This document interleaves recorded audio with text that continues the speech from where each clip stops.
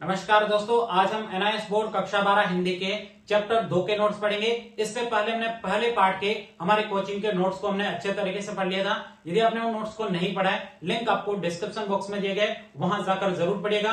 आज हम दूसरे चैप्टर के नोट्स को बहुत ही अच्छे तरीके से पढ़ने वाले हैं। यदि आपने इन कोचिंग के हमारे नोट्स को अच्छे तरीके से पढ़ लिया ना, डेफिनेटली आप परीक्षा में बहुत अच्छा स्कोर कर पाओगे। चलिए आज के इस दूसरे चैप्टर के नोट्स को हम पढ़ना शुरू करते हैं। तो हमारा पहला प्रश्न है, सगुण भक्ति का क्या अर्थ है? तो इस प्रश्न का उत्तर है, ईश्वर के रूप, आकार और गुणों में विश्वास करके उनके साकार रूप की लीलाओं का गान करना ही सगुण भक्ति है। चलिए बढ़ते हैं दूसरे प्रश्न की तरफ। दूसरे प्रश्न में कहा जा रहा है, भक्ति को दक्षिण भारत से उत्तर भारत में लाने का श्रेय किसे दिया जाता है?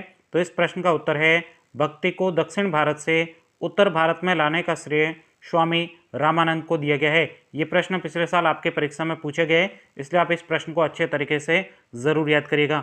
चलिए बढ़ते हैं तीसरे प्रश्न की तरफ। तीसरे प्रश्न में कहा जा रहा है, राम भक्ति और कृष्ण भक्ति धाराओं के प्रतिनिधि कवि कौन कौन है? तो इस प्रश्न का उत्तर है, राम भक्ति धारा के प्रतिनिधि कवि तुलसीदास और कृष्ण भक्ति धारा के प्रतिनिधि सूरदास है। चलिए बढ़ते हैं अगले प्रश्न की तरफ। अगला जो चौथा प्रश्न है, ये भी आपके परीक्षा में पूछा गया है, तो इस प्रश्न को अच्छे तरीके से आप जरूर याद करिए। तो देखिएगा, चौथे प्रश्न में कहा जा रहा है, मीराबाई की भक्ति पर किन साधनाओं का प्रभाव दिखाई देता है? तो इस प्रश्न का उत्तर है, मीराबाई की भक्ति पर सगुण और निर्गुण दोनों साधनाओं के साथ साथ नाथ पंथ का प्रभाव दिखाई देता है। चलिए बढ़ते हैं अगले प्रश्न की तरफ। उससे पहले आप हमारे कोचिंग के इन नोट्स को यदि आप डाउनलोड करके पढ़ना चाहो तो आपको डाउनलोड कैसे करना है ये मैं आपको बता देता हूं पहले, फिर हम वापस से इस प्रश्न को पढ़ेंगे। तो डाउनलोड करने के लिए सबसे पहले आपको गूगल पे चले जाना है और गूगल पे आपको सर्च करना है DKSIR। इस प्रकार से आपको क्या लिख देना है,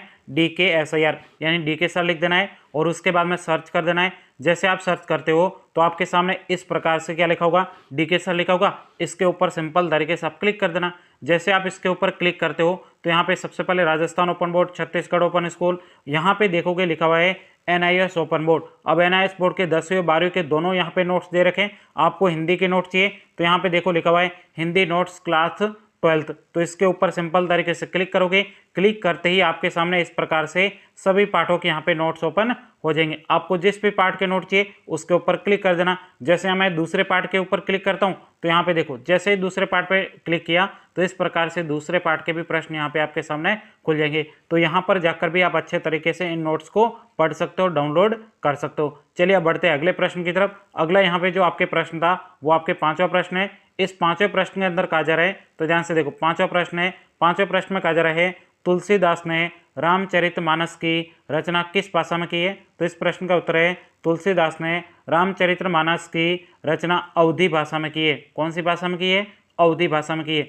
तो चलिए बढ़ते हैं छठे प्रश्न की तरफ। छठे प्रश्न में कहा जा रहा है, भरत के अनुसार राम का स्वभाव कैसा है? तो इस प्रश्न का उत्तर है, भरत के अनुसार राम अत्यंत कृपालु और वे कभी अपराधी पर भी क्रोध नहीं करते थे। चलिए बढ़ते हैं अगले प्रश्न की तरफ। अगला आपके सातवां प्रश्न है, जिसमें कहा जा रहा है, सूरदास को किस रस का सम्राट माना जाता है?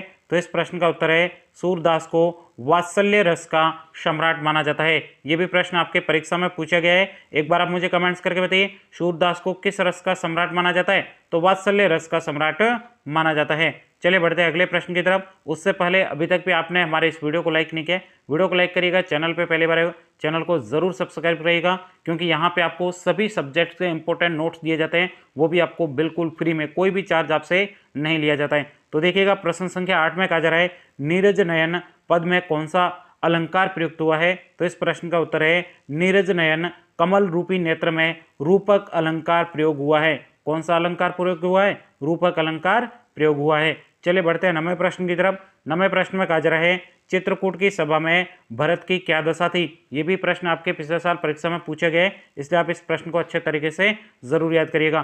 तो देखिएगा, प्रश्न संख्या 9 का उत्तर है, चित्रकूट की सभा में बात रखने के लिए खड़े होते ही भरत का शरीर रोमांच से भर गया। किससे भर गया? रोमांच से भर गया, अर्थात पुलकित हो गया और उनके कमल रूपी नेत्रों से प्रेम के आंसू बहने लगे। वे संकोच और प्रेम के कारण अपनी बात विस्तार से नहीं कह पा रहे थे।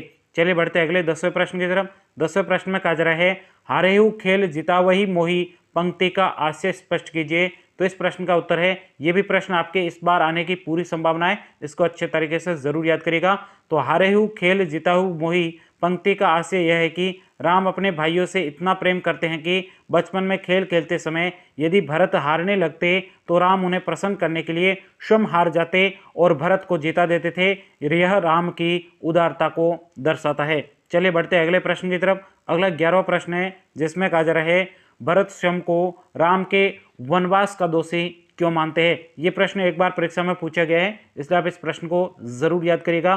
तो इस प्रश्न का उत्तर है, भरत मानते हैं कि उनकी माता कैकेयी ने उनके राज्याभिषेक के लिए राम को वनवास भेजने का वर मांगा था। वे स्वयं को अनर्थ का मूल कारण मानते हैं और कहते हैं कि मेरे कारण ही राम को वनवास जाना पड़ा। चलिए बढ़ते हैं अगले प्रश्न की तरफ। अगला यहाँ पे आपके 12वां प्रश्न है जिसमें कहा जा रहा है सूरदास द्वारा वर्णित बाल कृष्ण के सौंदर्य का वर्णन कीजिए। तो इस प्रश्न का उत्तर है, सूरदास वर्णन करते हैं कि बाल कृष्ण घुटनों के बल चल रहे हैं, उनके एक हाथ में ताजा मक्खन है, मुख पर दही का लेप लगा है, गले में कठूला यानी माला सो रहा है और सिर पर घुंघराले बाल लटक रहे हैं। उनका यह रूप मन को मोह लेने वाला है। चलिए बढ़ते हैं अगले प्रश्न की तरफ। अगला यहाँ पे आपके 13वां प्रश्न है जिसमें कहा जा रहा है सूरदास के पदों में वात्सल्य भाव की क्या विशेषता है। तो इस प्रश्न का उत्तर है, सूरदास को वात्सल्य का सर्वश्रेष्ठ कवि इसलिए माना जाता है क्योंकि सूरदास ने माता यशोदा के कृष्ण के प्रति प्रेम और कृष्ण की बाल सुलभ चेष्टाओं जैसे मिट्टी खाना, घुटनों के बल चलना का ऐसा जीवंत वर्णन किया है जो अत्यंत स्वाभाविक लगता है। तो चलिए बढ़ते हैं 14वें प्रश्न की तरफ। 14वें प्रश्न में कहा जा रहा है मीराबाई ने कृष्ण के प्रति अपने प्रेम को किस प्रकार अभिव्यक्त किया है। तो इस प्रश्न का उत्तर है, मीरा ने कृष्ण को अपना पति और सर्वस्व माना है। वे कहती हैं कि उन्होंने अपने आंसुओं के जल से प्रेम की बेल बोई है। वे लोक लाज और कुल की मर्यादा छोड़कर कृष्ण की भक्ति में नाचती हैं और साधु संगति में प्रश्न रहती हैं। चलिए बढ़ते हैं अगले प्रश्न की तरफ। अगला यहाँ पे आपके 15वां प्रश्न है। 15वें प्रश्न में कहा जा रहा है रामचरितमानस के अयोध्या कांड के आधार पर राम और भरत के संबंधों पर टिप्पणी कीजिए। तो इस प्रश्न का उत्तर है, राम और भरत का संबंध अटूट प्रेम और त्याग का आदर्श उदाहरण है। राम जहां भाइयों के प्रति अगाध स्नेह रखते हैं, वही भरत अपने बड़े भाई के प्रति पूर्णतः समर्पित हैं और राजपद को भी राम के चरणों की धूल के समान त्याग देते हैं। चलिए बढ़ते अगले 16वें प्रश्न की तरफ। 16वें प्रश्न में कहा जा रहा है पाठ के आधार पर तुलसीदास के काव्य की शिल्प सौंदर्य की विशेषताओं का उल्लेख कीजिए। तो इस प्रश्न का उत्तर है, तुलसीदास के शिल्प सौंदर्य की निम्नलिखित विशेषताएं हैं। पहली आपके तुलसीदास की भाषा कैसी है, अवधि है जो बहुत ही सरस और प्रभावपूर्ण है। दूसरी, उन्होंने दोहा चौपाई, कौन सी चौपाई, दोहा चौपाई छंदों का सुंदर प्रयोग किया है। और तीसरी इनकी विशेषता है, उनके काव्य में उपमा, रूपक और अनुप्रास जैसे अलंकारों का सहज समावेश है जो भावों को और अधिक स्पष्ट बनाते हैं। ये थे आपके इस दूसरे पार्ट के सभी इंपॉर्टेंट प्रश्न। यदि आपने इन इंपॉर्टेंट नोट्स को अच्छे तरीके से कवर कर लिया ना, तो डेफिनेटली आप 12वीं में हिंदी के पेपर में बहुत अच्छा स्कोर कर पाओगे। अब हम मिलेंगे तीसरे पार्ट के नोट्स के साथ में, तब तक के लिए जय हिंद, जय भारत।